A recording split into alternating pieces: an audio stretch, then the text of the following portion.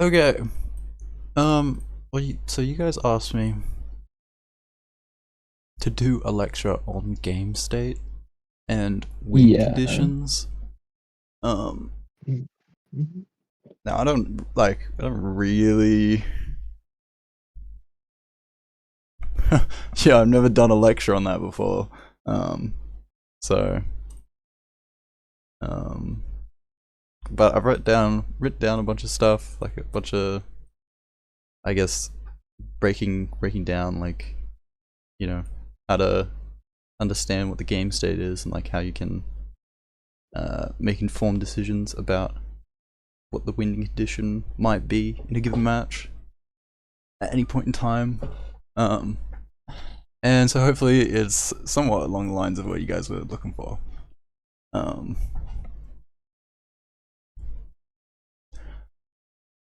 um, okay, so game state. Um, if you don't really know what like if I say what the game state is, or I ask you what the game state is and you can't like sort of picture that in your mind, um, if you don't know what the state of something is, just think of like states of matter, like solid, liquid, gas. It's like that sort of thing. It's like trying to describe the game at a particular point in time. Um, if someone asks you like, if you pop in like, mid Sendoku set, someone's streaming, and you're like, oh, what's the score? Like that's you asking, inquiring about like what the state of the Sendoku set is. You're going, oh, it's 2-2 right now, like it's even.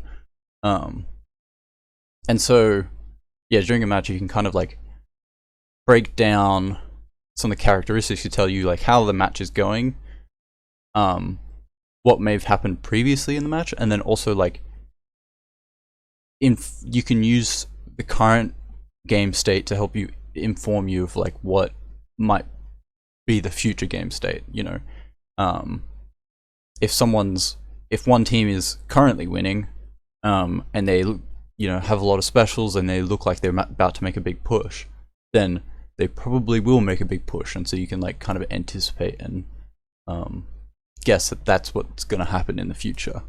And so a lot of this, I think a lot of what I'm going to say, like, probably is going to make sense. Like, it's going to kind of be hopefully a simplification or just like a breaking down of what we already know. Like, we kind of already know a lot of this stuff, but it's just like sort of framing it in a way that like can make it so you understand like why stuff is happening, kind of thing. Um, but yeah, so the game state is kind of it's a culmination of like the characteristics of the current game. Unfortunately, I didn't really have like the best visual or something, so I've just kind of like picked out some map layouts. But like in a match, you can kind of picture that there's some timer at the top of the screen. There's like 4 players on each side. There's like an objective counter, and even just off of that, even like just off that little bit of information, you could start to piece together like, okay, who's winning, who's looking good, who's not looking good. If you've got like the match has literally just started and no one scored any points, where you're like, okay, well, the match hasn't started yet. It's going to be even. But if one team is, if the game's in overtime and one team has all 4 players down, you're like, oh, it's looking real dire. So yeah, there's also other stuff, like player positions. If one team is sort of set up in, I don't know, something like this, and the other team is kind of all bunched up over here, you can kind of get a sense of like, okay, this team like vaguely controls mid, right? That sort of thing for the most part is intuitive, but it helps to make up like what the state of the game is. Another thing is like special count. So on the top of the screen, like if everyone has their specials. Like you might anticipate, oh, the specials are a resource that might come out and help them push or whatever. And there's other stuff like that's a bit more abstract, and like you kind of have to know the game a little bit to understand stuff like map control, stuff like the state of the map. Like if if the whole spawn is painted, that's very different to if none of spawn is painted, kind of thing. So like everything that like sort of makes up, every little bit that sort of makes up the game sort of informs the game state. But there's kind of like different things have like different bits of importance. The one thing to, I guess, keep in mind is like Splatoon is a very fast game, and so the game state can change very quickly.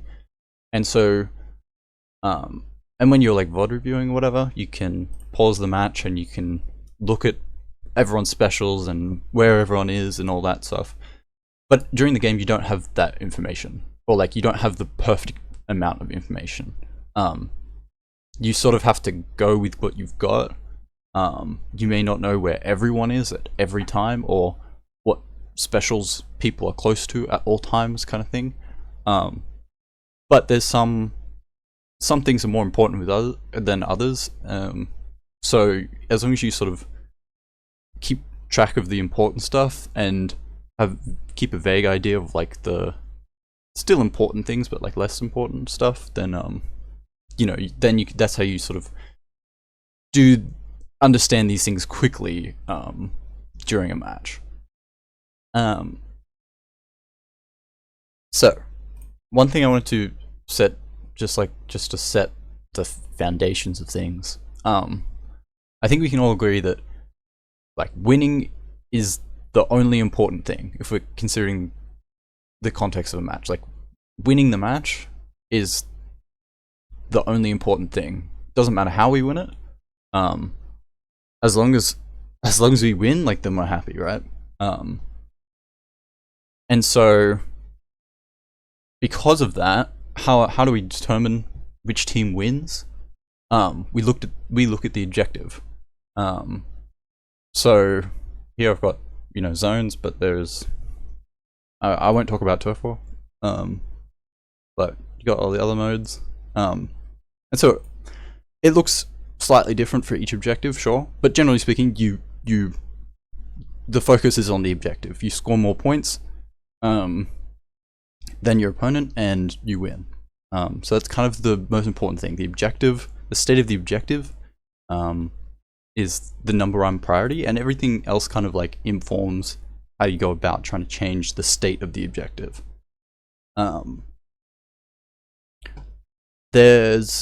So for zones, it's pretty simple in the sense that like the objective is like, it's either one team is in control or one team isn't in control. Like you're either Team A is in control, neutral, or Team B is in control. And then outside of that, you've got your like two, which had the UI, but like each team has their own score, right? And on top of that, they've got their own penalties. And that's like kind of like that combination informs what the state of the objective is like. If one team is 10 ticks away from KOing, you're like, okay, that team's probably going to win. If one team is in overtime but has control and whatever, then maybe that team looks like it wins. So with some combination of that information, you can sort of make an informed decision of like, okay, that's what the state of the objective looks like.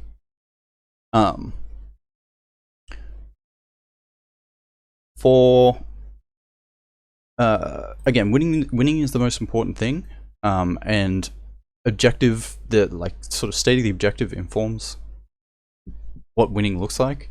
But there's two ways to win in ranked modes. Method number one is you KO, and method number two is you have a lead at the end of the match, right? And so these are your 2 win conditions for ranked modes. For if you're considering turf war, it's like you can't KO, so it's just the second one. And so with this in mind, they sort of they are connected, in that like like if you're gonna score points, it's gonna help you get a good lead and get closer to KOing, generally speaking. But they are distinct enough that throughout the match you kind of have to decide which win condition might be easier.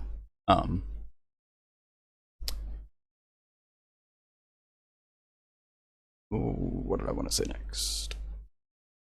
Oh yeah, there's also I guess just to include the other modes briefly, there is also, how do I change my thing? What do I have to do this? Yeah. So in zones there's like penalties, but in Tower Control and Rainmaker there's not any penalties per se, but there's checkpoints, and so these like actives like pseudo penalties, and also the objective moves, so that like that's another factor in how what the state of the objective is like. If you've broken all the checkpoints, that looks, that is distinctly different to if you haven't broken any of the checkpoints. And same with like the tower. If the tower's in a particular position, that is different from if it's in a completely different position, right? Pretty similar thing with Rainmaker, except there's less emphasis on the checkpoints and more emphasis on like the actual position of the Rainmaker. And then clams, like, I mean, clams is just like all of the above.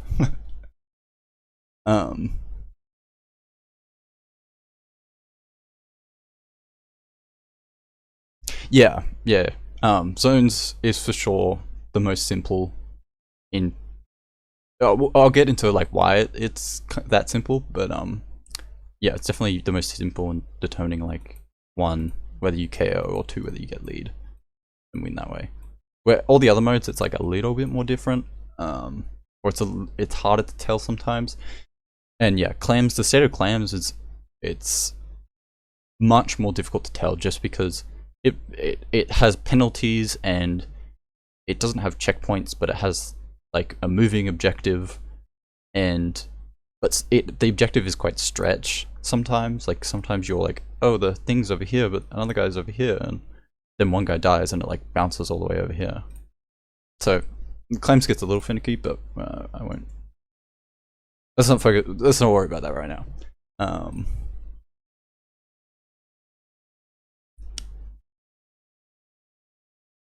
Yeah, so what's next? Yeah, so it's important to understand what the current state of the objective is like. And for the most part, like, if you are struggling to understand anything about the game state, just look at what the objective's doing. If someone asks you like, hey, are you winning this match? Your first thought is like, no, we don't have lead, we're not winning this match. Like that's how you are informing someone of like how you're describing what the game looks like at the moment. That's kind of like the most important thing. It's important to note that the current game state is important to know, but generally speaking, like, it's important to make steps toward winning the game. It's important to understand what possible future game states can look like. So if you're here on zone and you choose to paint the zone, that is a different game state to you going around and flanking here, for example. So and a lot of your actions in a given match, it's a constant process of you going, okay, this is the current game state. Maybe not literally saying these words or whatever, but just like, you've probably had a similar sort of thought process of this is the current game state. I could do X, Y, or Z, and to potentially, like you sort of envision that something might happen if you do X, Y, or Z, and then you act upon it, and that changes, like that sets up a future game state. And so yeah, what you action upon. Interestingly enough, like if you have multiple, I guess choices or like things to action upon to like make a future game state, your like play style, this is how people would sort of, how your play style is defined, is like it's your predisposition to which choice you make. You know, there might be multiple right choices, but your playstyle sort of comes in because you're like, oh, this is the choice I'm gonna make over this one, even though both might be okay. But yeah, your overall goal is to get from a starting game state that's kind of blank to a game state, some sort of game state where you win, right? Where you either KO or at the end of 5 minutes you have lead. Like that's what you're trying to do the whole match.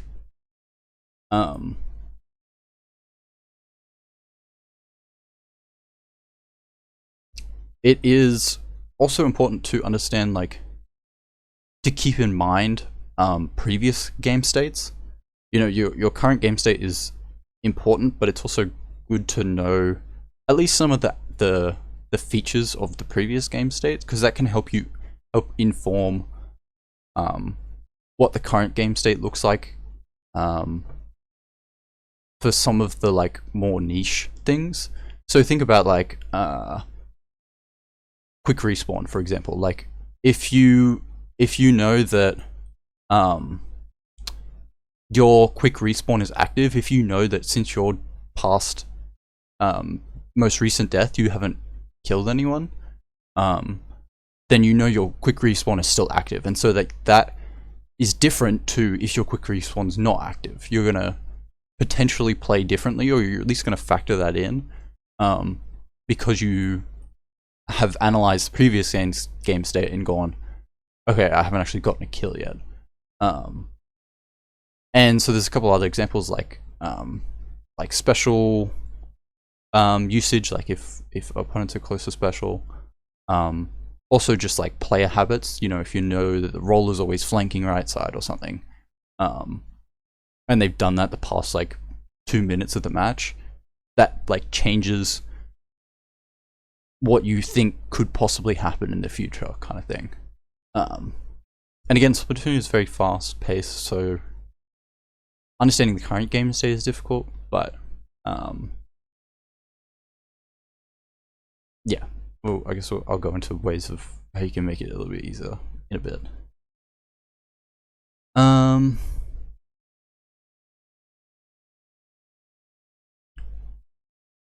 Yeah. Okay, what did I write down next? Actually, yeah, we'll talk a little bit about the modes. So again, zones is pretty simple in that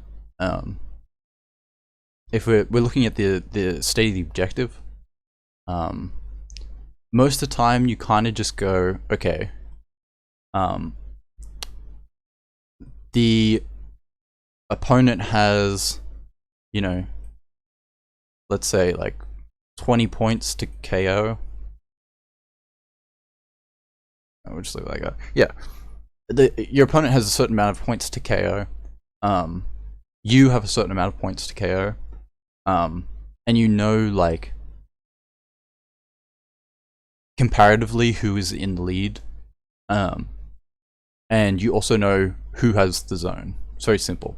The only bit of like sort of I guess like hidden information that you have to interpret sometimes is the current like how long the zone has been in control for. Because if the zone has been control for you know, from 100 to like 25, that's going to apply a bigger penalty than it is from like 50 to 25. And that's not like super important, but it is like just an example of like one of the things that one of the bits of information the game doesn't always give you. You have to interpret the previous game state to get info on that. As for the other modes, oh my.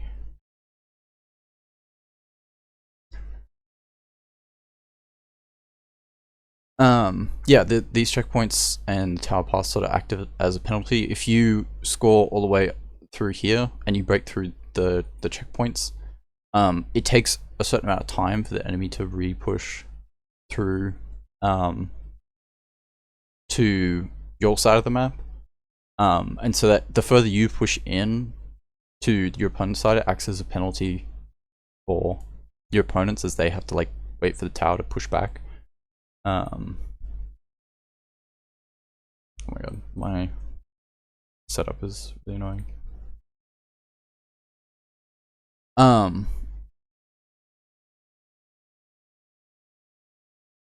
Yeah, range is pretty similar. Actually, I wrote something else down, but I don't think it's really that important. And yeah, no, we actually kind of, I don't know why we went through this. Anyway, so yeah, it's kind of, okay, claims is a bit difficult to understand the exact state of the objective, but for the most part, like, I feel like at a given time, you can kind of get a vague understanding of like, at least on numbers wise, like without worrying about player positions or anything else going on in the actual match, just looking at like the objective count, you can get an idea of like, you know, who's in the lead, who's close to winning, who's not, like is it an even match, whatever. The next important thing is the clock, the timer on top of the screen, because that plays a big role in determining which win condition is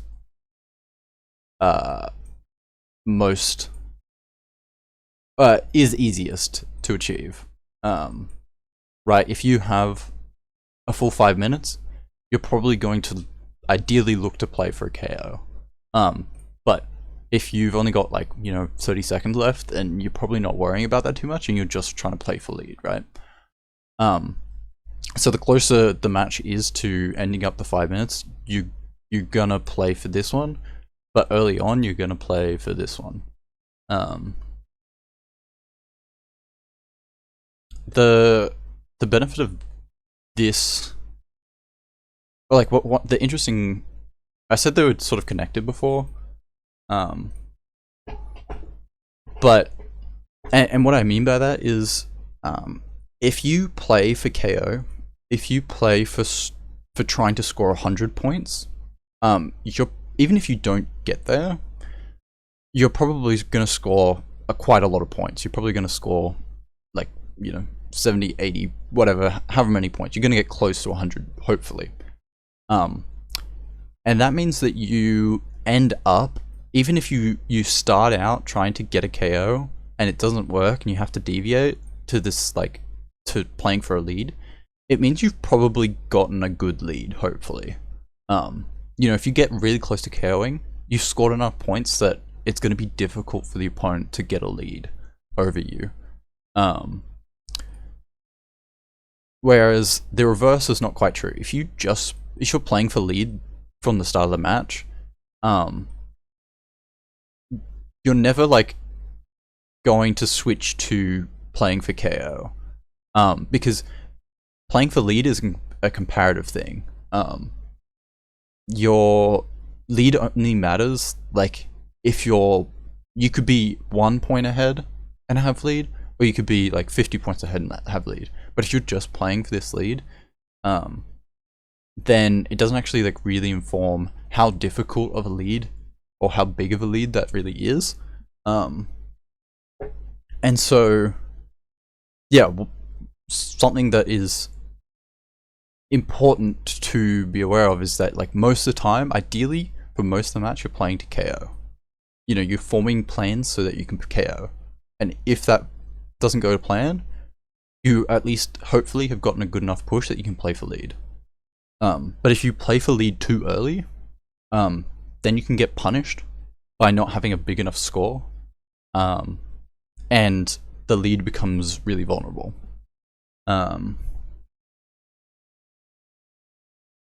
I think this is probably the most. I think the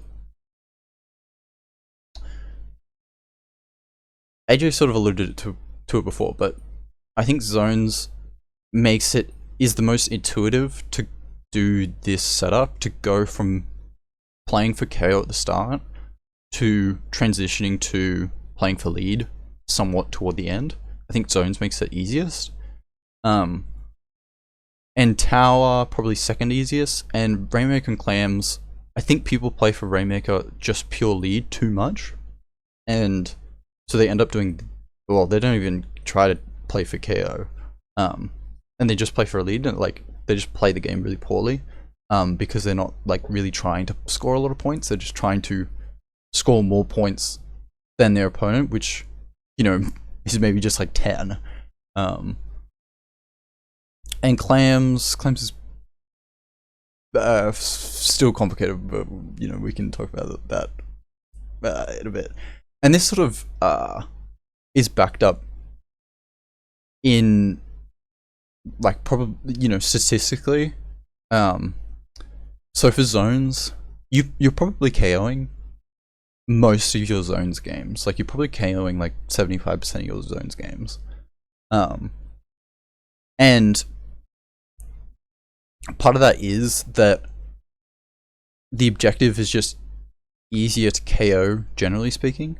But part of that is also that playing for the mode is sort of, the way the mode is designed is that playing for the KO like really heavily enforces also playing for lead. Like there's very little situations where playing for lead is going to be better than just playing for an outright KO. And if you think about, like, it takes 1 minute of actual time to go from 100 points to 0 in splat zones. And if you're anywhere before the last minute of the game, even if you scored literally no points, you could still KO the match, right? And so you're only really ever you should then only ever consider playing for lead in the last minute. And then even then, like, you probably chunked down your penalty or your score a little bit, that you, like, you know, maybe you only need 70 points to KO or whatever, and so it's like 40 seconds. And so yeah, like this, the way the mode is set up is that like there's very few instances where you've actually like got enough time to play for lead without KOing beforehand. And so yeah, a lot of the time you just play for a KO, and yeah, it sort of like ends up just happening.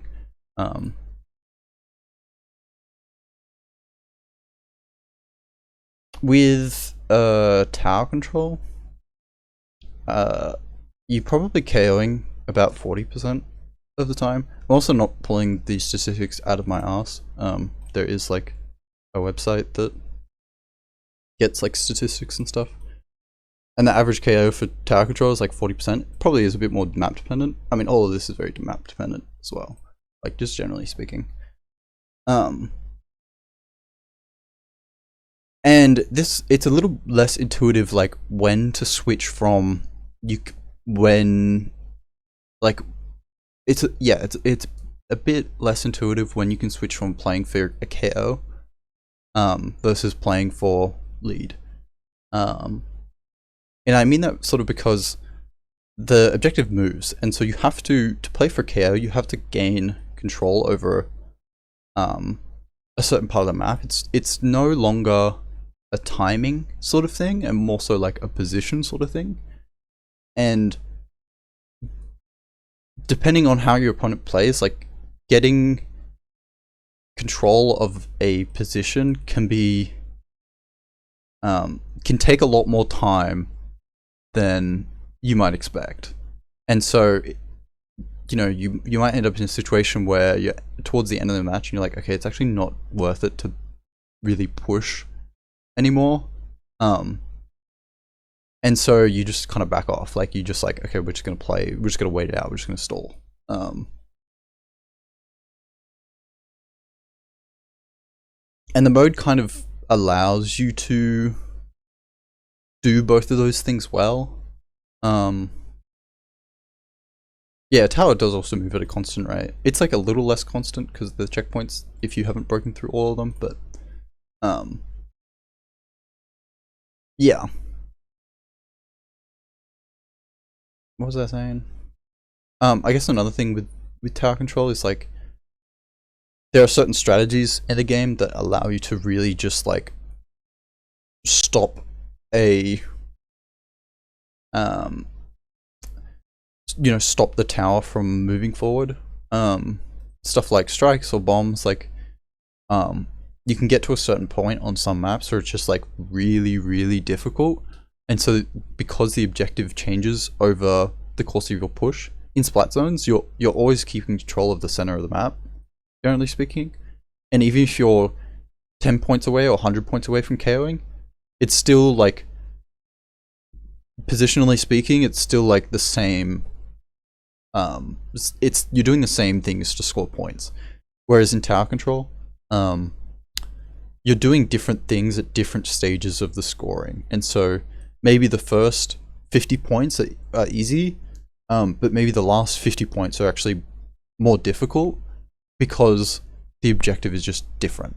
And so sometimes it's like, you know, you get to a point where you're like, oh, it's actually really difficult to KO here. And we've only got, you know, 30 seconds left. Let's not worry about it too much. It's probably easier to switch and play for the lead rather than playing for KO. Rainmaker, again, I mean, a lot of similarities between tower control and Rainmaker, admittedly. The Rainmaker has it kind of really excitingly. It's the way the mode is designed, unfortunately, does make it makes the switch from playing for KO to playing for lead. The way that it's designed, it makes the switch happen a lot earlier, I think. And the reason for that is with splat zones, right? We said that it only takes 1 minute to KO. In splat zones, like, you just need to hold the objective for 1 minute straight. Whereas in Rainmaker, I guess the equivalent time of that is when you pick up the Rainmaker, you get 1 minute of holding the Rainmaker. And so you're like, unless you're doing like strats where you are like feeding the Rainmaker, then repopping and like feeding and stuff, once you grab the Rainmaker, it's like, okay, your push is taking 60 seconds anyway. And so a lot of the time you end up just forced into a situation where you have to play for lead, because your opponent's picked up with like 50 seconds left, and you're like, okay, if they're gonna sit back and play for life for the remainder of the time that they have Rainmaker, we're not gonna be able to pick it up again, you know? And so if you're winning in that situation, let's say you're this team, like, if the Rainmaker's trying to push here and you're defending, and you have lead and they're trying to push in the last minute, like, a lot of the time the opponents just won't let you get the objective again, so you've got no choice other than to play for lead. Like, you don't get to push anymore. And this happens a lot earlier, just naturally, than any other mode, which is kind of why you end up like really stalling it out. And so Rainmaker, you KO like 25% of matches, I think. Roughly. And it still has the same thing with tower control. Like the objective moves, and so pushing through certain parts of the objective takes different amounts of effort. And so, you know, scoring the first 70 points might be easier than scoring the last 30 points. And then, oops, that's the wrong button.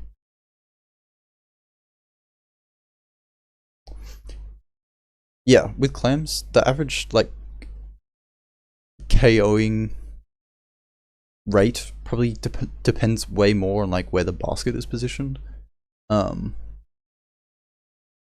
And also where the clam spawns are. And, you know, that makes it pretty difficult to... It does luckily have the same, like... Oh, even then it doesn't have the same thing as zones.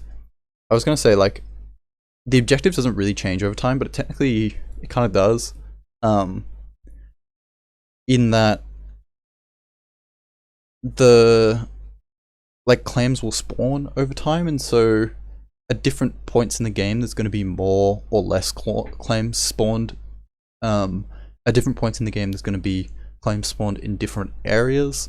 And there's also going to be stuff like pity clams in play, where that factors in, like, that changes the dynamic of a push sometimes, because a counter push can be more devastating than just an initial push if you have the petty clam. And so determining when you switch from playing for a KO to playing for a lead is, like, really awkward. Especially because a lot of the time, well, claims is, like, the only mode where you inherently get punished. Well, maybe not inherently, but you get punished for scoring. Well, you get punished for starting a score. When you start a score, you give the enemy team a pity clam. And so, I mean, sometimes that's worth starting a score. Very often it's worth starting a score for. But sometimes it's not.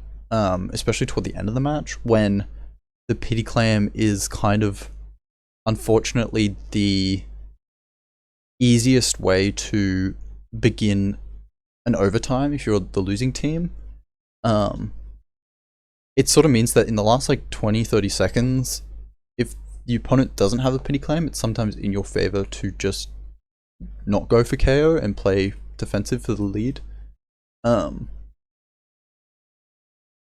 And, or even if they do have a pity clam, like, you don't want to give them another one, because they can grab the first one and then the second one spawns. So yeah, unfortunately, clams, like, does this transition a bit earlier than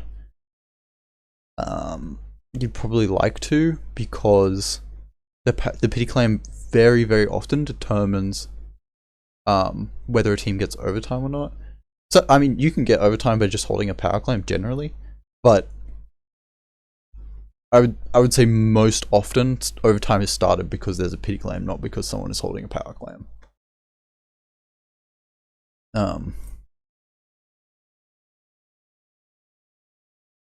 Yeah. So, just to recap real quick. So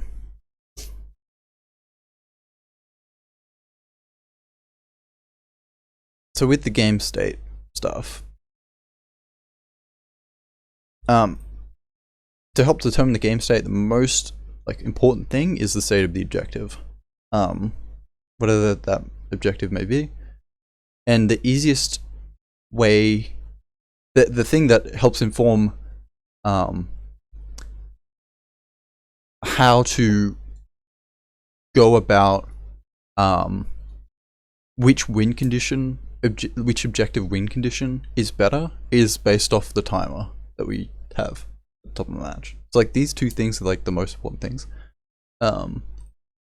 Just in like a general sense, but luckily everyone can see the state of these two things, or like everyone can see at the top like what the timer is and like what who, you know, the points that you've scored for the objective and stuff. But yeah, how do we advance the objective state? We do that through positions and map control. So something like this, if you're here, your gun has a certain amount of range, you exhibit a certain amount of control around you. Like control as in, I would say hard control is like if someone gets in the area you control, then you can shoot them. If you're exhibiting hard control over this area, then if anyone steps here, you're going to shoot back.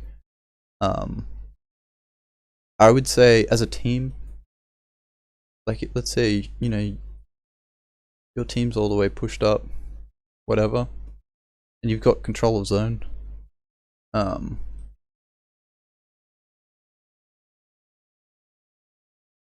Your team has hard control over like every area around your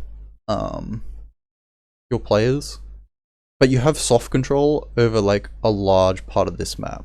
And the reason you do is because your opponents can't get to this side of the map without having to like go through an area that you already control. And so like by, I guess, process of elimination, you also have control of this, even though if someone randomly spawned there, like you wouldn't be able to contest them. But just by like having control of this map and cutting off certain areas of the map, you like also have soft control over that map. And so to advance any of the objectives, we want to have control over the objectives in this like kind of literal sense, in this like, I'm just like, we are surrounding it, you know? And so for zones, it's pretty like, it makes a lot of sense. Like if you're here, your team's kind of like literally surrounding it.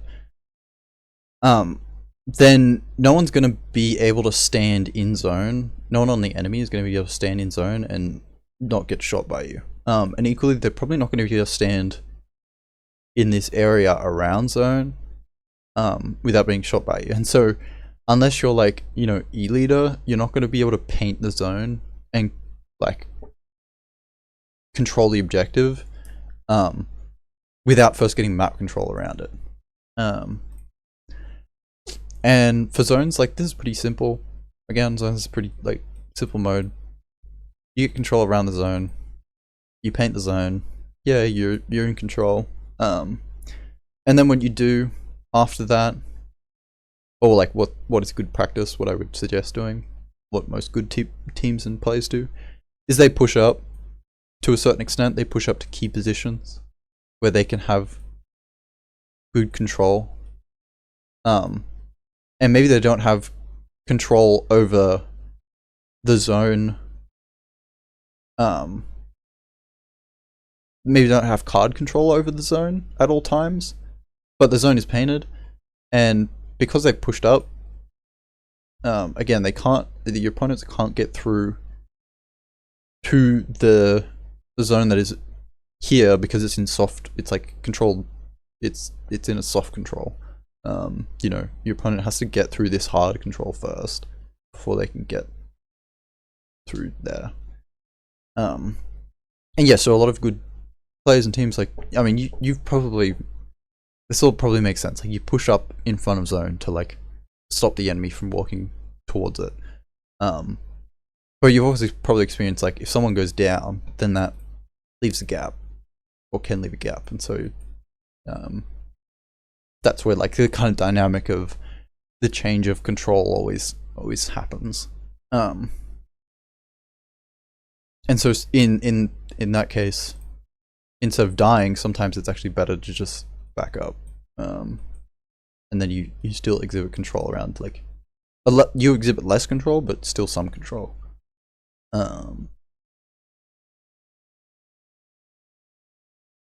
For the modes that move, to progress the objective, you have to have not only control over where the objective is currently, but you also have to have control along the objective path to where you want to go.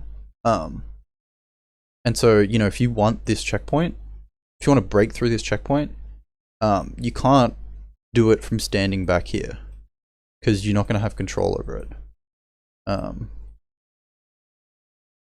Right, you need to be in a position where if the enemy tries to walk forward and stop you from riding the tower, that you can punish them. You know, you want to be in position so that while the checkpoint is happening, because the checkpoint is pretty key, right? We already established that it it acts as a pseudo like breaking through your penalty, I guess, these checkpoints. And so yeah, you want to exhibit control over where the tower is currently, but also where you want to go with the tower, so along the tower path. And sometimes that's pretty difficult, right? Like if you a lot of the final checkpoints, or even just the final like 100-point area, it's a lot harder to control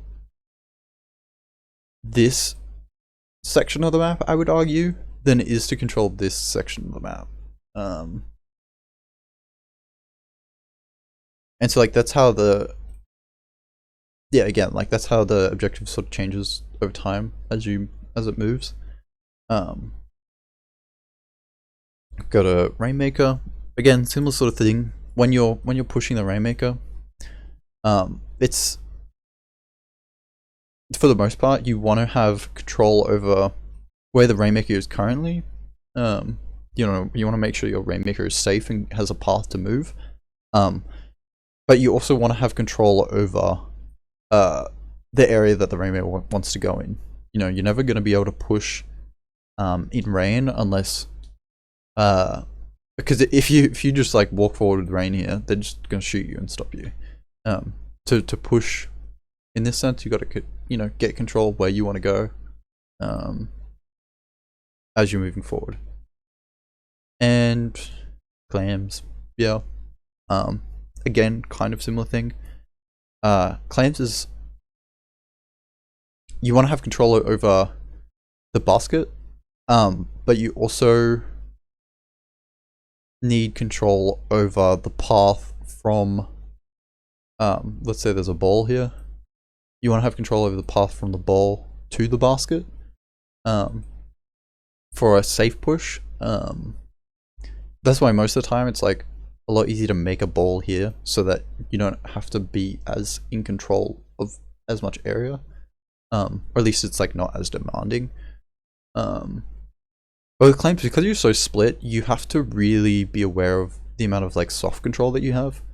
You know, if I have someone up here and they got control and we're pushing from here, whatever, let's say here, like this is probably a good setup ideally. However, the maps is pretty open. You end up pretty split from your teammates just by the nature of the mode, that you leave a lot of gaps naturally that mean it's hard to sort of be confident that you have soft control where you think you have it. You know, there's sometimes gaps in the flank kind of thing. And so, and there's a lot like wider of an area that you want to have in control. You know, you also want to have control of your basket so that your opponents don't score, but you can't always have someone like, you know, just sitting there defending the whole game, right? And so you ideally making a push where you have soft control over the basket. You don't have to have someone standing there. You've just got an idea. Oh, they're not going to be there because we've set up this like impenetrable wall.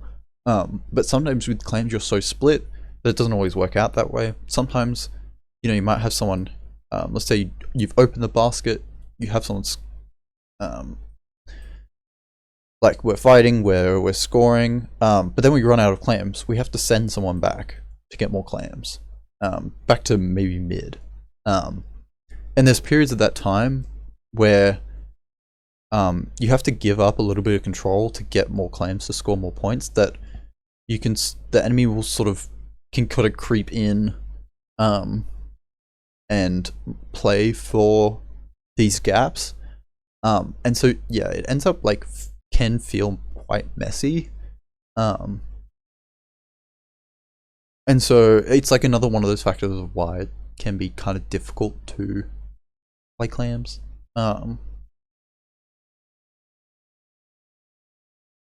But yeah. What else do I want to say? Oh. So that was about like player positions and control. Map control, I guess. As an extension of that, as an extension of your control, you also have specials. You know, sometimes you'll get crab, which has a lot more range than your probably normal gun.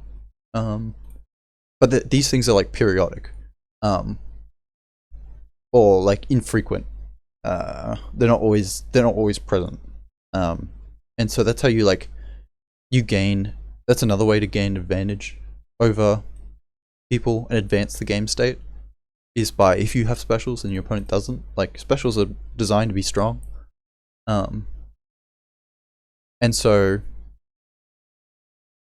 if you use your special, you probably have more control or pressure over a certain area, or you can even push into your opponent's control easier, and make their control really weak. And so that's how you push forward, right? Just generally. And so that's how you push forward, and pushing forward, as we sort of established, is important for all the modes. I guess I haven't. I mean, I think it was obvious in my explanation of Tower and Rainmaker and Clams. But in zones, I mean, one of the things it's good if you push up in front of the zone, but one of the things you also have to do that I haven't super talked about is you have to retake the objective, or you have to play for the fact that your opponent currently has the objective. And so in zones, you know, you have to, even though the objective isn't moving anywhere, you have to go to the objective. And so you have to move forward, and so you have to gain map control and move about the map and play for positions. And so yeah, specials are a part of that. Specials are a part of the game state. If you recognize that your opponent has lots of specials, you should anticipate that maybe your control will be taken away to some extent. If you have lots of specials, then perhaps you can use the specials to get more control and attain the objective and hold the objective and score points and KO and win the game. And winning is the most important thing.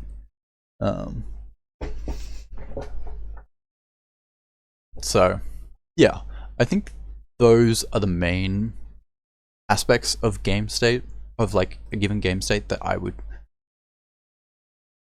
sort of, yeah, that I would put forward. The objective is the most important thing in terms of understanding how to progress the game. We want to get the objective to a state where we win, right? We either KO or we get lead at the end of 5 minutes.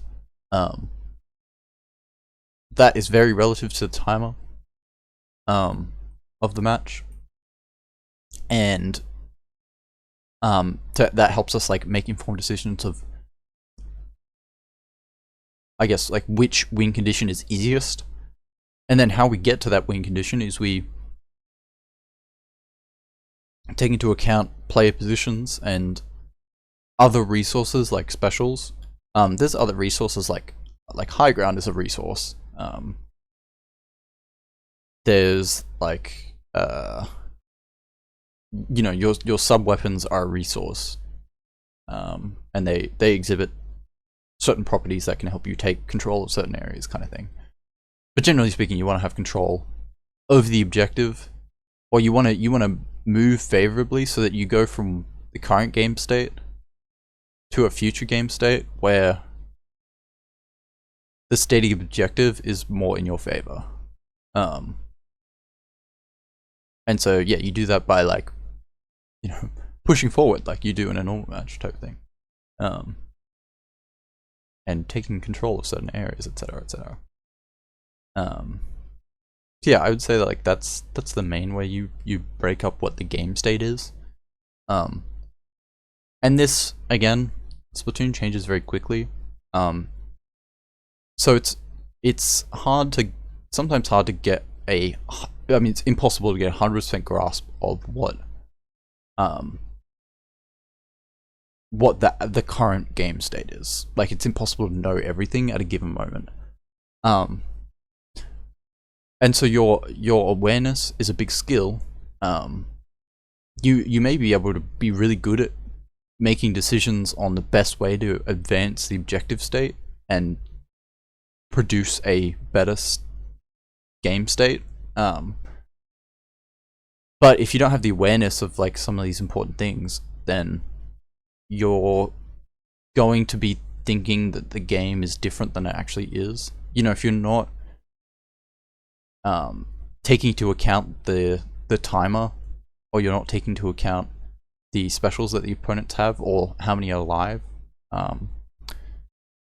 then you're gonna think that some things, you're gonna have situations where you think something can be done where it actually will go wrong. And this does happen like all the time. It's just like the nature of like competitive games to some extent, or at least Splatoon. Something does go wrong. But yeah, awareness just as a general thing like makes it easier to get a clearer picture of what the game state is. And the better idea of the game state that you have, the more likely whatever action you make is going to be successful. One of the things, I think I mentioned this the other night, one of the things I was telling Mitzi at one point was his understanding, he was playing like a high level lobby, and I was like, your understanding of the game state just isn't quite the same as everyone else. You're missing a couple pieces. You know, you're missing like, you haven't taken into account that there's a player flanking, for example, and because of that, your understanding of the game state is slightly off. It's slightly inaccurate compared to everyone else, and so then you're making a decision based off of like bad data, and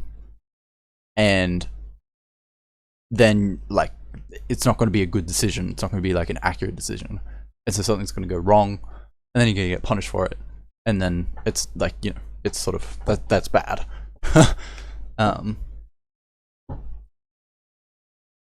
And so yeah, when I was like, what I was saying was like, in a high level lobby, better players, better Splatoon players are, for the most part, like better because they can do things faster, and by do things I mean understand the game state and then make a good decision off of it and act off of it faster than other people. You know, if you've ever played against good players and it just feels like overwhelming, that's probably why, because you're trying to understand what the game state is, and they are keeping up with the pace of what like the rate that the game state is changing, and they're keeping up and making even more decisions before you can make decisions. And so you're like, you know, you're just caught behind. You just by the time that you think you have a grasp on what the game state is and you make an action, the game state's probably different, and because the game state's different but you're acting on a previous game state, you've probably made a mistake, and your opponent's going to capitalize off of that, and then like you know, you just get snowballed. So yeah, that's kind of like pretty yeah, awareness is very important. Doesn't have to be, again, it doesn't have to be 100% accurate in the sense that you're never going to understand everything at any given point. But the more you do understand, or at least the more you can like decipher which bits of information are important, then the easier it's going to be. You know, I could say player positions are really important, right? But player positions probably relative to the objective are important. You know, if all your opponents are sitting in spawn except for one guy, I'm not going to worry about these. Like, they're not doing anything over there, right? And so there's certain at every time there's certain points where you're like, this player position, you know, this sharking roller, the position of this player is more important, like more of a priority to me than other players, for example. And so you don't need to know 100% what's going on, but you at least want to inform yourself of what the important thing is, what the important things to keep track of are, so that you can, you know, good odds if you make the next action you make is going to be 90% accurate, or, you know, it's going to be close to good. And so yeah,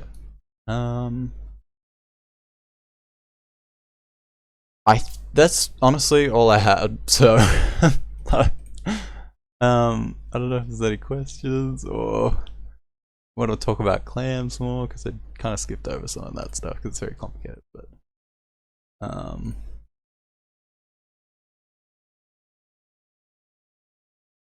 yeah, unlucky. I recorded it. There you go.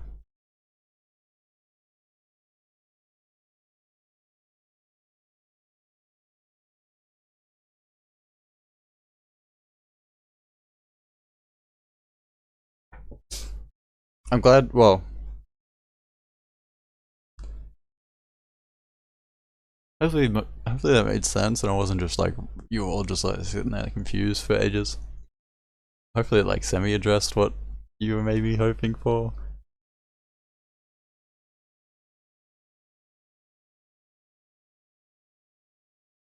I can definitely go through some examples.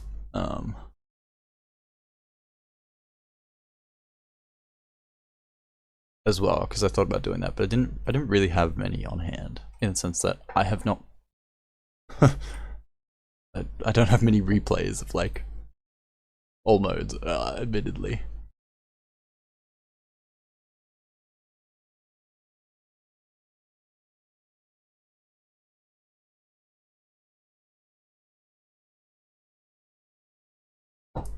Yeah, hypothetical recording can be uploaded. How long was I yapping for? Like an hour? Okay. That's fine, Lamp. You weren't the one asking for it, so.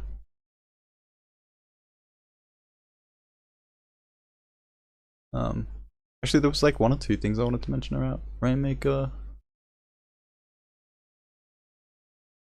Oh yeah, one of the things I was gonna mention, because I was saying like you either play for KO or you play for lead.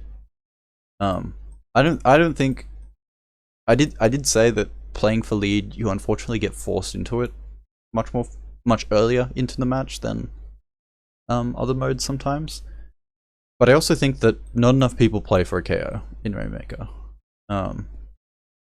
People play for a good enough push, I think. You know, and they go, okay, we scored 90 points in the first minute, we're just gonna sit back and defend. Whereas I don't really think that's the best way to go about it. Personally.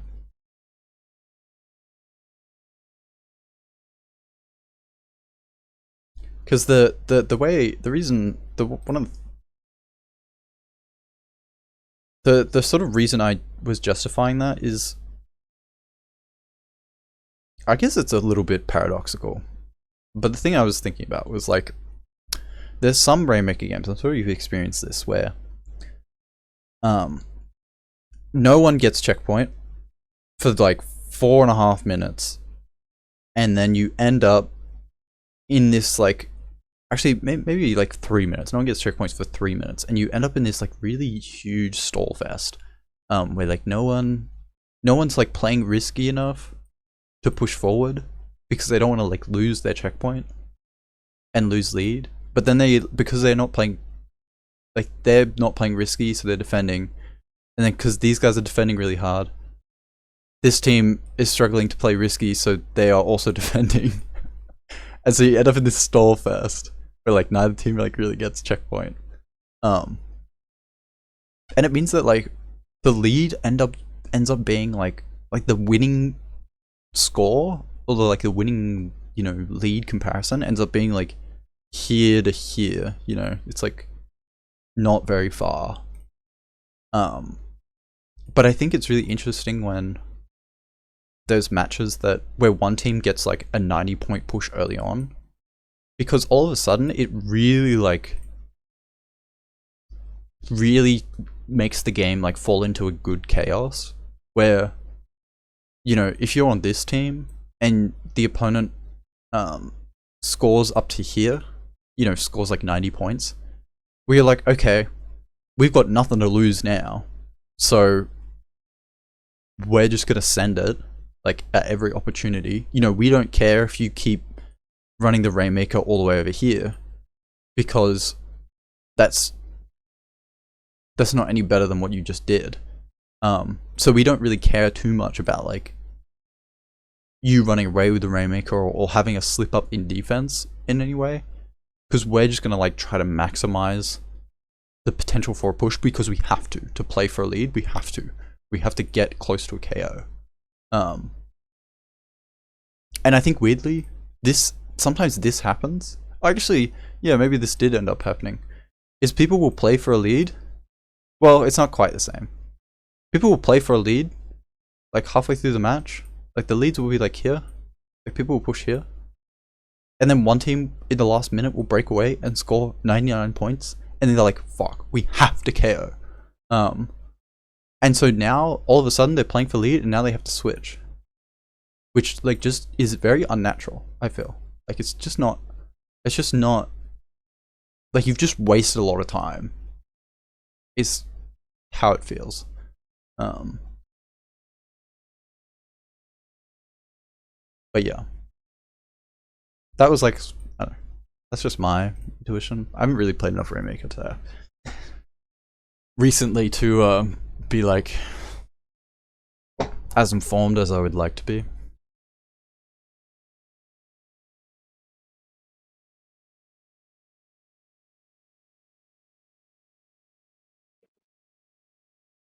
Yeah, it's like going from doing like the easy work to like doing the hard work later in the game.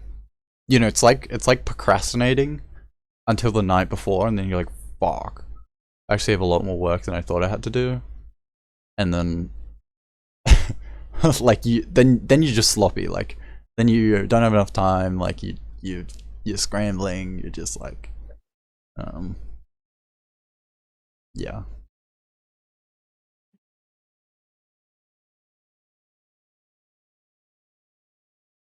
Yeah, breaking the first check is I mean, it's like it's the only form of progression in Rainmaker, the checkpoint. In the sense that like, I mean, it's the same with Tower, I guess, but each push is distinct in that I can't remember, there was a better term for this, but in zones, like, you are always ticking down your penalty at worst. But in Rainmaker and TC, unless you're breaking through a checkpoint, you're not making any more progress. You're not making any more progress that helps a future push. You know, if you push to 70, I don't actually know where that is. But if you push to 70, you break through the checkpoint. Like next time you don't have to break through the checkpoint, I guess, but like pushing to 70 is going to be just as hard as it was before, in theory. Like there's nothing sort of different. It's not like the 70 marker like moves forward or anything. Or it's not like the rain always starts out like here when you push. Like the rain is always back where it was. Yeah.